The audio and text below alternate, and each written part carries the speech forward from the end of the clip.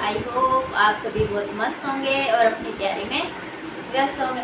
तो मैंने वनरक्षक पर पहली वीडियो बना चुकी थी कि वनपाल वनरक्षक की भर्ती में कितने पद आए हैं, क्या वगैरह सिस्टम है आगे।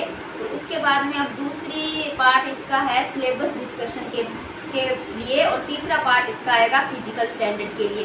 तो पिछली बार मेरे हिसाब से वनपाल और वनरक्षक के अंदर सबसे ज़्यादा फॉर्म अप्लाई हुए थे और मैंने भी एग्ज़ाम दिया था और लीक हो गया था वो। उसके बाद में मेरी वाली शिफ्ट का एग्ज़ाम दोबारा हुआ था और मैं फिज़िकल तक गई थी और फिज़िकल के बाद में उसमें मेरिट में डिस्क्वालीफाई हो गई थी। तो उसी हिसाब से अगर देखें, अगर सिलेबस चेंज नहीं होता है तो सिलेबस क्या रहेगा, क्या इसकी आगे रणनीति रहेगी, क्या इसके अंदर इंडिया का जीके भी है, क्या सिर्फ राजस्थान का जीके ही है, तो कौन कौन से पार्ट है। अगर सिलेबस चेंज भी होता है तो ये पार्ट कभी चेंज नहीं होंगे। उन चीज़ों को अगर हम लेकर आगे तैयारी करें तो अब 4th ग्रेड और राजस्थान पुलिस का एग्ज़ाम होने के बाद में एक वीडियो होगा नॉर्मल सीटी के एग्ज़ाम के बेसिस पे।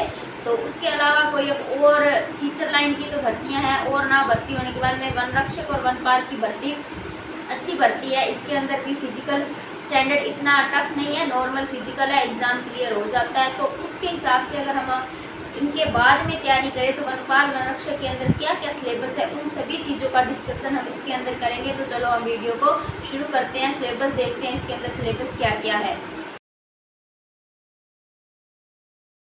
तो इसको हम स्टार्ट करते हैं। तो वनपाल और वनरक्षक भर्ती के सिलेबस के अंदर सबसे पहले अगर हम देखें कि कितने क्वेश्चन आएंगे, कितने मतलब नंबर का होगा, कितना टाइम होगा, तो दोनों ही भर्तियों के लिए मेन बात है कि 100 क्वेश्चन आएंगे और वो एक क्वेश्चन 1 नंबर का होता था, 100 मार्क्स ही होंगे और 2 घंटे दोनों के अंदर टाइम दिया जाएगा। उसके बाद में वनपाल और वनरक्षक 2 अलग अलग पोस्ट है, वनपाल थोड़ी वनरक्षक से हायर पोस्ट है।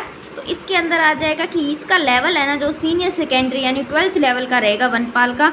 उसके बाद में वनरक्षक के अंदर जो क्वेश्चन पूछे जाएंगे वो माध्यमिक स्तर यानी 10th लेवल के क्वेश्चन पूछे जाएंगे।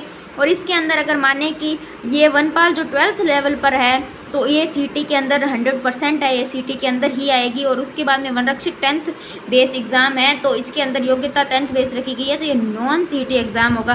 तो इसके बाद में अगर हम सिलेबस की बात करें कि इसके अंदर सिलेबस क्या क्या है, कौन कौन से सब्जेक्ट आएंगे, तो मेन बात इसके अंदर है कि इसके अंदर सिर्फ राजस्थान के ही रिलेटेड क्वेश्चन पूछे जाएंगे। इतिहास हो, भले भूगोल हो, कुछ भी टॉपिक्स हो, इसके अंदर इंडिया लेवल का कुछ भी नहीं पूछा जाएगा। हाँ, हालांकि करंट अगर आ सकता है तो आ सकता है, उसके अलावा इंडिया का कोई क्वेश्चन नहीं आएगा। तो राजस्थान के अंदर हम सब्जेक्ट्स के नेम ही दिए गए हैं। तो इसके अंदर अगर हम देखें तो राजस्थान की हिस्ट्री से क्वेश्चन पूछे जाएंगे। उसके बाद में राजस्थान की कल्चर यानी कला एंड संस्कृति, राजस्थान का भूगोल और राजस्थान की राज्य व्यवस्था, ये 4 सब्जेक्ट्स हैं जिसके अंदर आपके और करंट को ऐड करके लगभग 70 क्वेश्चन इन्हीं सब्जेक्ट से पूछ लिए जाएंगे। और कल्चर का आजकल पिछली बार वनरक्षक और वनपाल के अंदर कल्चर का वेटेज अच्छा खासा रहा था, कल्चर के क्वेश्चन बहुत अच्छे और मतलब इतने ज़्यादा लेवल के तो नहीं लेकिन क्वेश्चन अच्छी तरह से पूछे गए थे यानी वेटेज अच्छा था। उसके बाद में साइंस और मैथ, ये 2 सब्जेक्ट रह जाते हैं, इनसे अप्रॉक्सीमेट 30 क्वेश्चन तो पूछे ही जाएंगे। पिछली बार वनरक्षक का और वनपाल के पेपर का लेवल इतना ज़्यादा टफ नहीं था, मतलब नॉर्मल लेवल था, मॉडरेट लेवल का पेपर था। इस बार भी आप अपनी तैयारी इसी सिलेबस को मानकर कर लीजिए। अगर सिलेबस चेंज भी होता है तो राजस्थान चेंज नहीं होगा, राजस्थान के सब्जेक्ट्स तो आएंगे ही आएंगे। अगर आपको वीडियो अच्छी लगी हो तो मेरी वीडियो को लाइक और मेरे चैनल को सब्सक्राइब करना। Thank you for watching.